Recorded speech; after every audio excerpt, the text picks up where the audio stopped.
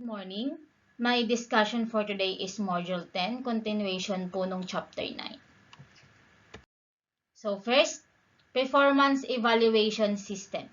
Performance Evaluation System administered to foster the improvement of individuals' efficiency and behavioral discipline as well as the promotion of organization effectiveness and respect for the constitutional and human rights of organization, effectiveness and respect of the constitutional and human rights. So, performance evaluation, okay, ina-administer para mag-improve yung isang individual for his or her efficiency and behavioral discipline for the promotion in their organization.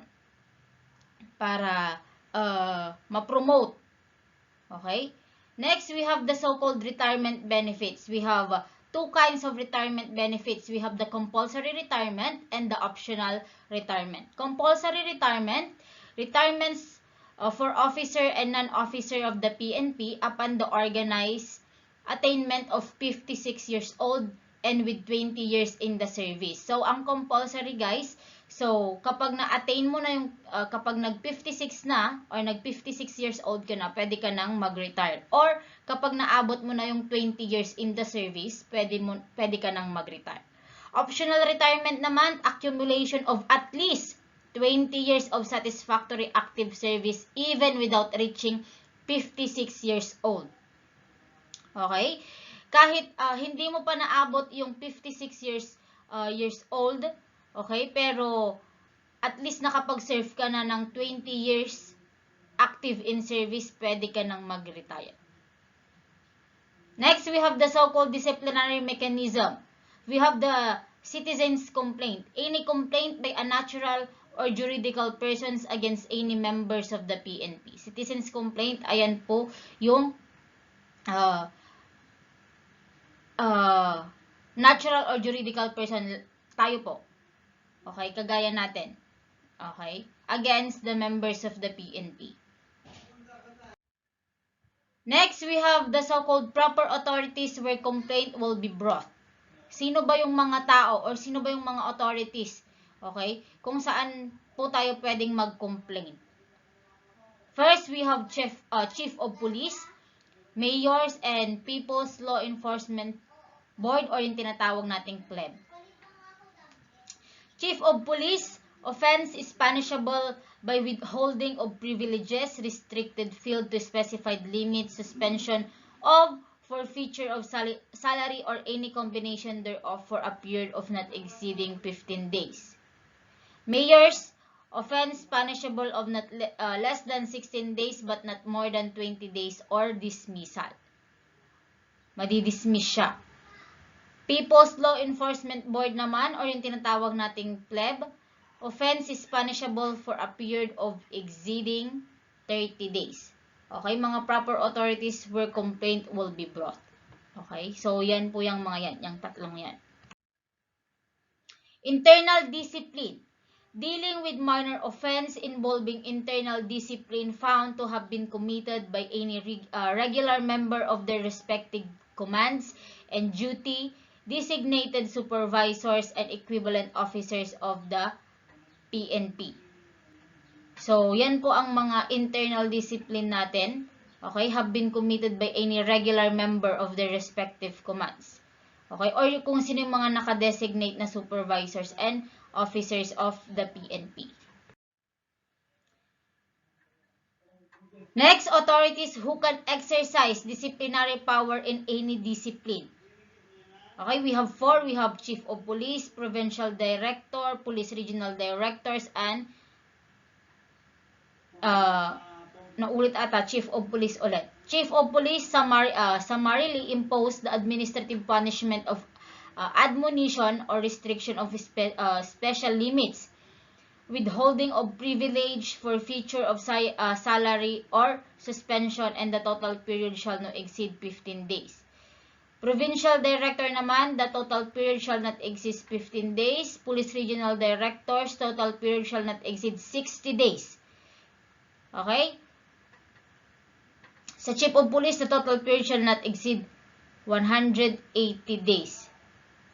Okay, ayan yung mga authorities na kung saan who can exercise disciplinary power in any discipline. Next, okay, shopping or yung multiple filing of complaint. Okay, tinatawag din siyang shopping. 'Di ba? Sa shopping meron tayong tinatawag na window shopping. So, like shopping is parang ganito din, multiple filing of complaints. When an administrative complaint is filed with the police disciplinary authority, discipline in other case involving the same cause of action shall be filed with any other disciplinary authority. Okay, dito naman, kapag na-file na yung complaint na yon, tapos nag-file ulit siya, okay, pwede naman doon sa other disciplinary authority niya i-file. Hindi doon sa, kung saan siya nag-file noon ng disciplinary complaint. Next, AWOL or yung tinatawag nating absent without leaving official leave. Any member of the PNP who shall go on AWOL for continuous period of 30 days or shall be dismissed immediately from the service. Okay, kapag ka-continuous na nag-absent siya for 30 days without notice, okay, or without leaving any official or hindi siya nag-official leave, okay, madi-dismiss siya immediately from the service. Okay, next we have the so-called Disciplinary Appellate Board.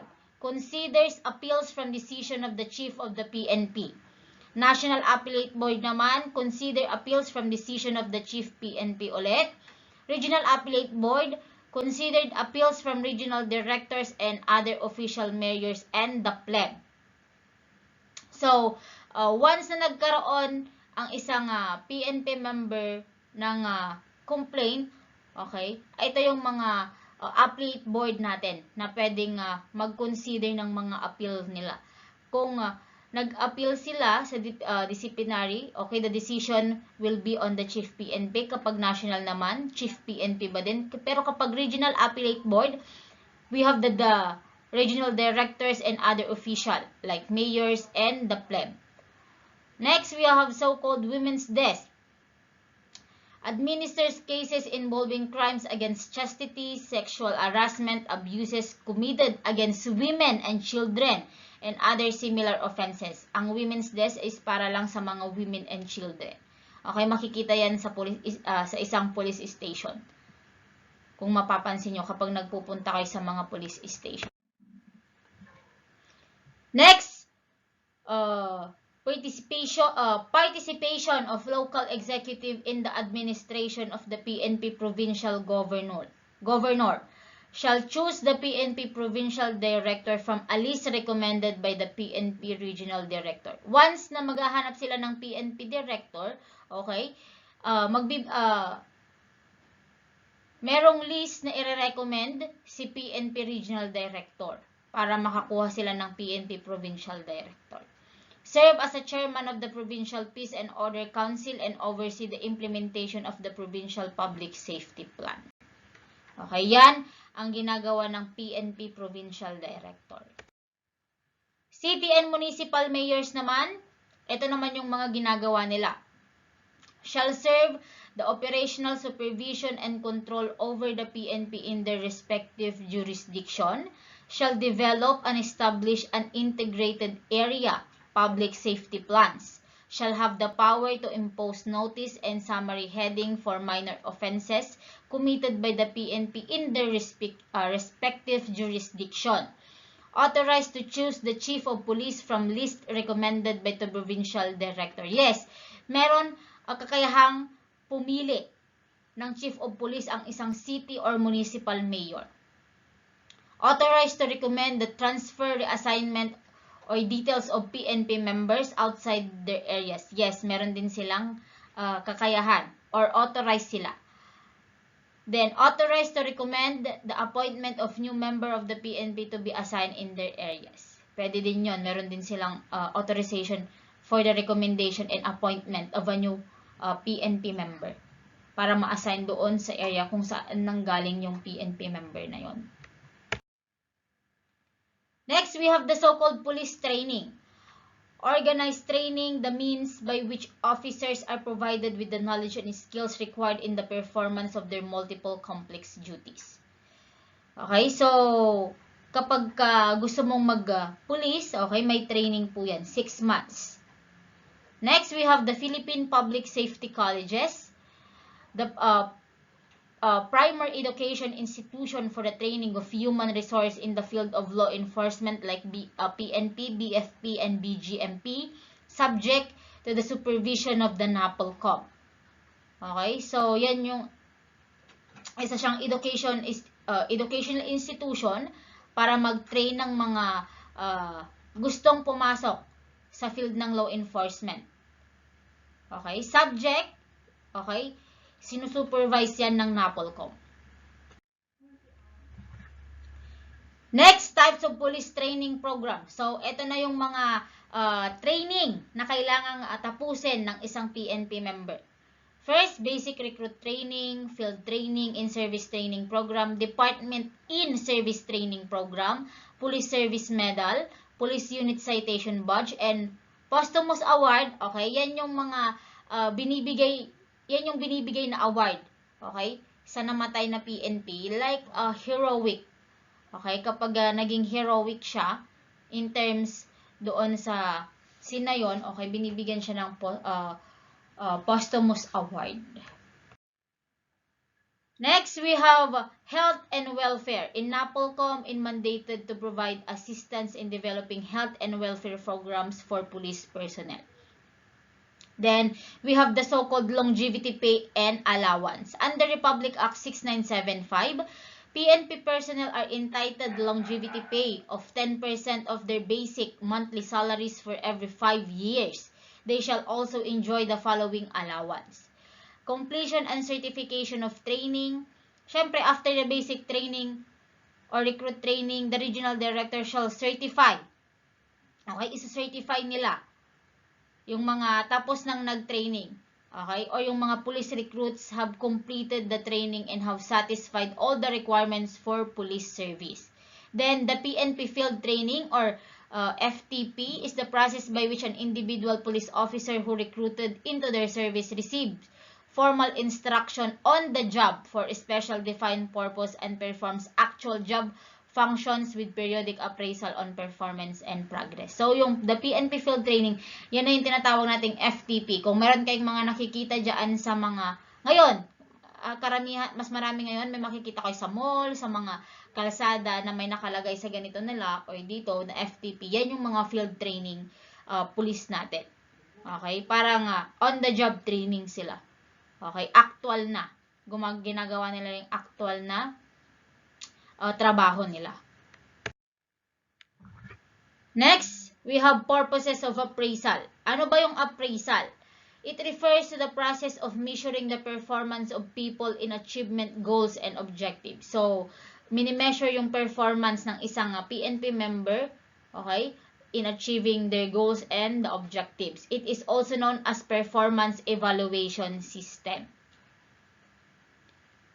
Okay, so yan ang parang ini-evaluate naman sila, yung performance nila, kung paano sila magtrabaho or kung paano yung performance nila.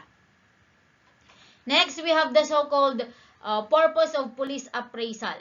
It serves as guide for promotion, salary increase, retirement, and disciplinary action. Siyempre, okay, performance evaluation system parang yung ginagawa lang ninyo sa amin ng mga instructors ninyo. Ini-evaluate nyo kami. Yung performance din namin, kung paano kami magturo, ganun din sa kanila, kung paano nila gawin yung trabaho nila. Okay? It serves as guide for promotion, salary increase, retirement, and disciplinary action.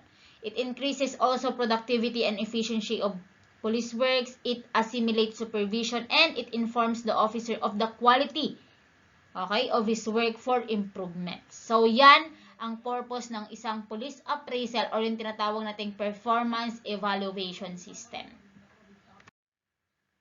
Next, uses of police appraisal. Saan nga ba ito ginagamit? Eligibility to be hired, salary adjustment, determining potential for promotion, evaluation of probationary officer, identification of training needs, isolation supervisory weaknesses, validating selection techniques, reduction in ranks, dismissal from service, and other disciplinary action. So, yan ang gamit or panggagamitan or pwedeng panggamitan ng isang police appraisal or yung tinatawag nating performance evaluation system. Next, factory use in police appraisal.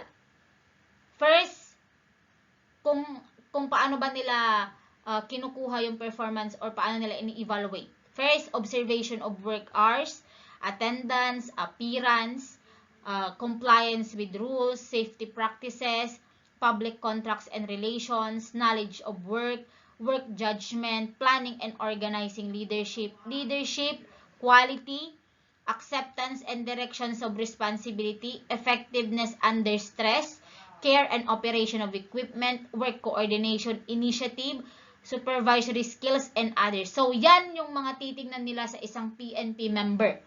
Okay?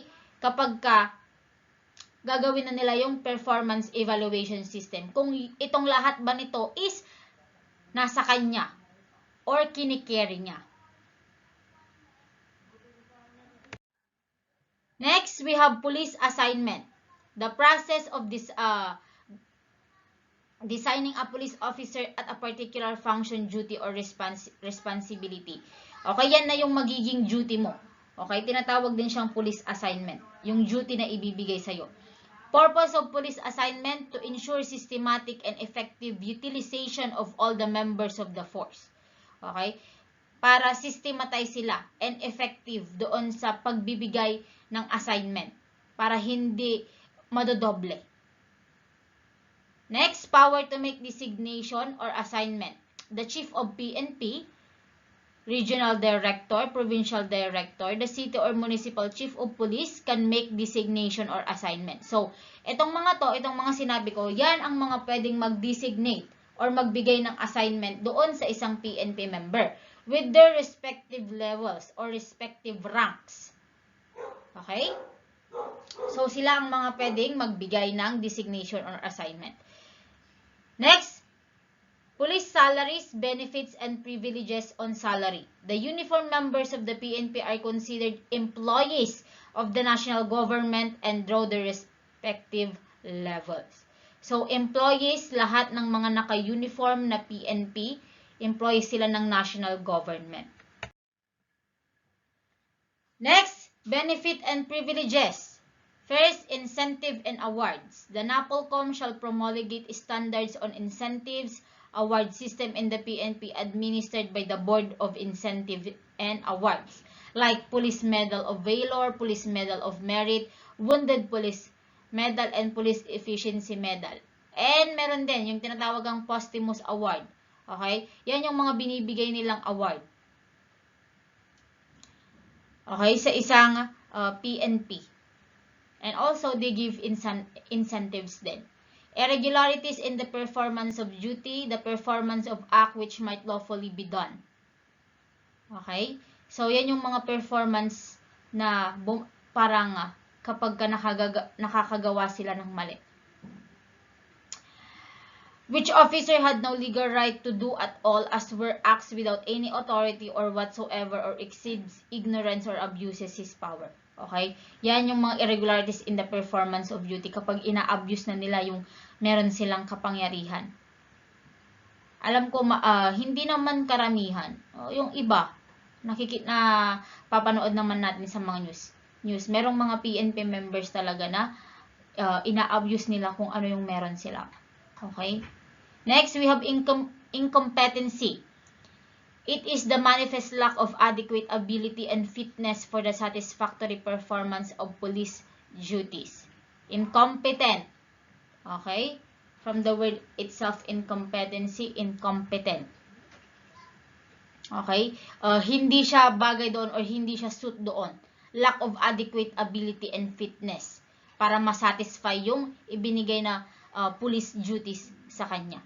Oppression, it imports an act of cruelty, severity, unlawful exaction, domination, or excessive use of authority. Oppression yung masyado mo nang ginagamit yung authority mo.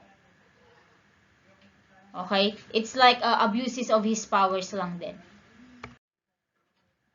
Next, we have dishonesty. Dishonesty, it is the concealment or distortion of truth in a matter of relevant to one's office or connected with the performance of his duties. Dishonesty, ayan yung pagsisinungaling.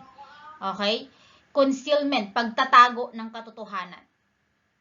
Next, we have disloyalty to the government, consists of abandonment or renunciation of loyalty to the government of the Philippines or advocating the overthrow of the government. Disloyalty, okay? Ayan yung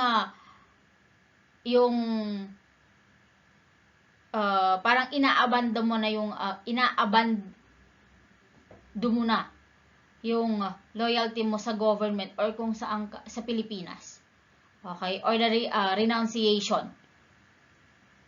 Next, violation of law. This presupposes conviction in court of any crime or offense penalized under the revised penal code or any special law or ordinance. Ayan naman yung pag-violate mo ng pag-violate mo ng law.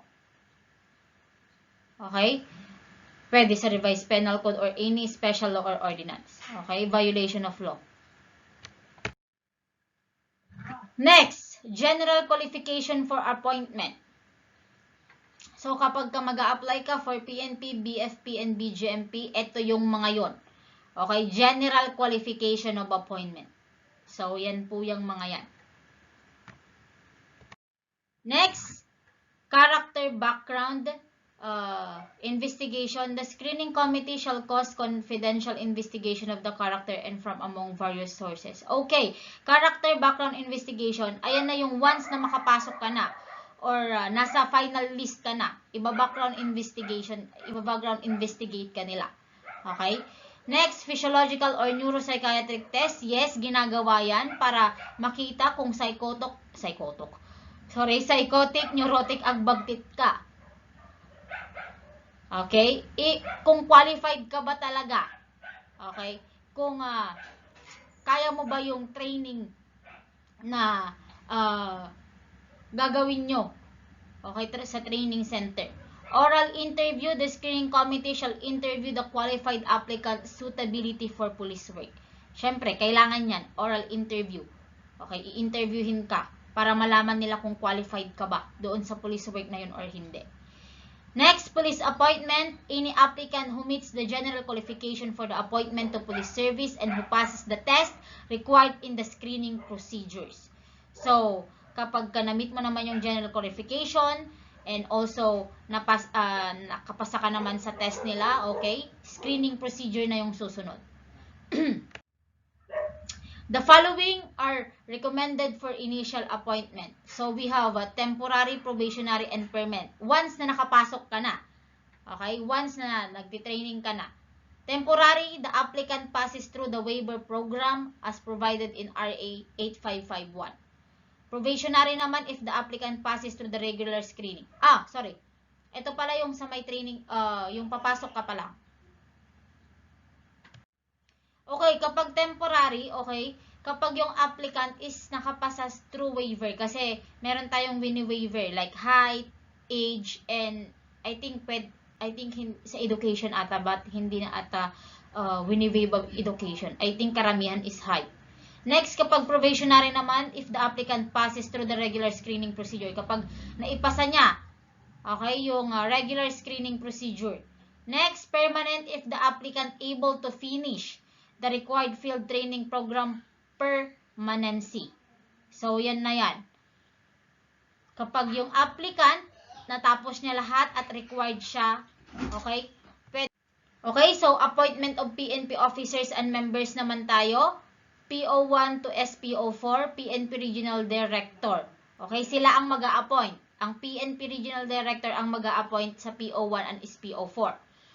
Okay, Inspector, okay, Superintendent, Chief PNP, recommended by the immediate superior. Yan, Inspector to Superintendent. Chief PNP ang mag-appoint. Senior Superintendent to Deputy Director General President. Then, Director General President din ang mag-a-appoint sa kanya. Next, we have waiver system. Okay, ito na yung mga pwedeng i-waive. Waiver is a program given to an applicant having disqualification set by the law still want to join the PNP service. Qualification that can be waived, age not below 20 nor more than 35 years old. Height, sabi ko nga, granted to applicant belonging to cultural minorities or indigenous people. Yan ang mga binibigyan ng waiver. Weight more or less than 5 kilograms from the standard set by law. Applicant will be given an exceeding 6 months with his standard. Education without baccalaureate degree at least 72 units leading to bachelor degree. Yan yung mga binibigyan ng or pwedeng i-waive. Okay? Hindi ko lang alam kung pwede pa ang education. Sa height, yan po ang karamihan. Kasi kulang ang height. May mga kulang ang height. Parang ako, kulang ang height. Next, criteria in selecting applicants for waiver program. Those passes disqualification shall take preceding over the others.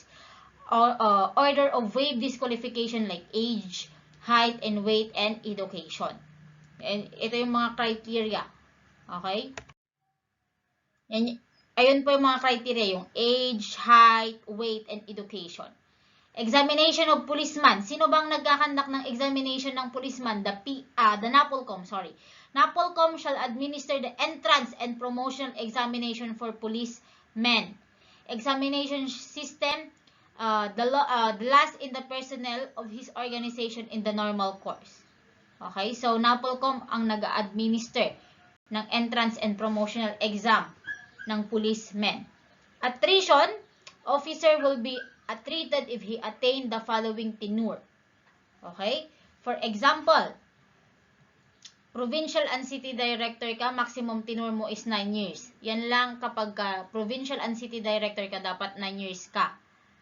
Matapos mo yung 9 years na yan. Kapag regional naman, 6 years, director staff service, 4 years, deputy and chief PNP, 4 years. Okay? Yan yung maximum tenure mo doon sa position mo na yan. Next, attrition by relief. PNP personnel who been relieved for just cause and has not been given assignment within 2 years, such member shall be retired or separated as the case may be. Okay, attrition by relief. Okay, yan yung maire-relieve ka kapag hindi ka pa rin nabigyan ng assignment within 2 years. Okay? Yung member ng PNP na yan, kailangang mag-retire or ma-separate. Next, attrition by demotion in rank or position. Any PNP personnel, civilian or uniform, who is relieved and reassigned to a position lower than what is established for his or her grade in the PNP, stopping pattern, and who shall not be assigned to a position commensurate to his or her grade within 18 months after such demotion in position shall be retired or separated. So, demotion in rank, ayan naman yung i-assign ka or i-reassign ka sa mas mababang position. Kapag hindi mo na-attain ulit yung position mo, okay, madidemote ka. Next, attrition by non-promotion, personnel who has not promoted despite there is a vacancy for a period of 10 years. Okay? Yung PNP personnel naman at hindi pa siya na-promote, kahit na may vacancy naman for a period of 10 years, okay, yan yung tinatawag nating attrition by non-promotion. Kailangan kasi, meron naman kasing mga hindi naman time or parang period, okay, para ma-promote ka sa susunod na rangko. Next, attrition by retirement. Personnel who rendered at least 20 years of service. Okay? So, attrition by retirement na yan. At least 20 years. Pwede ka nang mag-retire. Attrition by other means. Inefficiency based on poor performance during the last successive annual periods. Okay? Inefficiency based on poor performance of 3 cumulative annual rating period. Physical. Next, physical and mental incapacity. Next, failure to pass entrance examination twice or finish required career course kapag hindi nila na tapos yung training nila ulit or yung education nila. Kasi every time na kailangan mong ma-promote, okay, kailangan mo munang mag-aral ulit. Regular promotion naman, successfully pass the promotional examination given by the NAPOLCOM. Okay, meron kapag ipopromote ka or gusto mong ma-promote, kailangan mo pa ding mag-exam. Okay, binibigay yan ng NAPOLCOM. Satisfactory completed the appropriate and accredited course in the PNPA and training institution. So, kailangan mong ma-complete yung training, okay, and the course na binibigay ng or ina-accredit ng PNPA. So, that was my last slide. So, thank you and please like and subscribe. Bye!